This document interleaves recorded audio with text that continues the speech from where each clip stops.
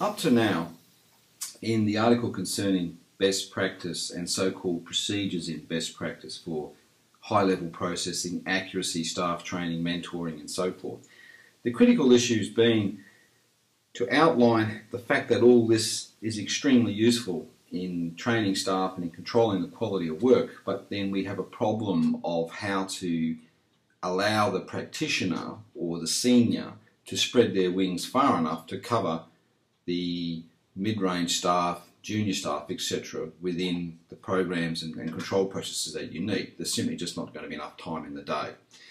And the way this is done is simply recognising the power of the network that you have, which is now standard in any practice, and in particular the amount of software that you're already using. Programs like Excel, Word, PDF software, Acrobat and so forth.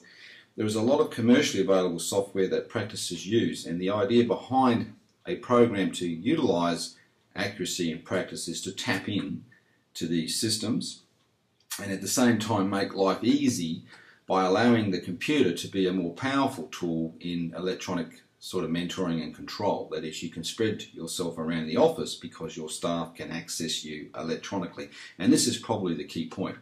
So the way to understand this entry page to the program, and I need to make this quite clear, this program is designed to plug into your existing software. It's not primarily a piece of software that exists in its own right. It's more about attaching links, which will come up later.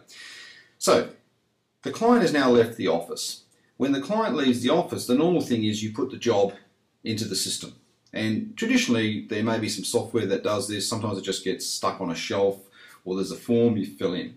So what happens now is, this is the basic entry-level screen that you start with. And it has a series of tabs. My Jobs is when you open the program, click into here and it'll tell you what jobs that you have. That is, what clients, what returns, what sort of work that you have listed against your name in the office. So the tax return comes in for Mary Jones, and that consists of 3 trusts and 2 companies and a self-managed super fund. If you go into My Jobs, her work attached to you will show up.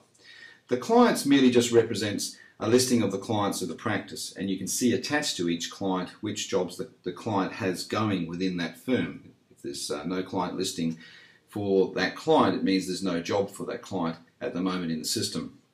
The templates represent the job design. In other words, if you think about any job, the easiest way is to think of a very simple one. If I wanted to fill in a Form 1 to apply for a business name for a client, that could be a template. You could allocate that job to an accountant or an administration person. The template on about how to do a Form 1 is then embedded in the program in a step system. So in other words, it'll say you've got to get access to this form, you have a link to the PDF and some explanation about how to fill that form out. Remember, you are using graduates who may not be that familiar with what a Form 1 is, which is why the software provides the information, which is where the training and the mentoring comes from.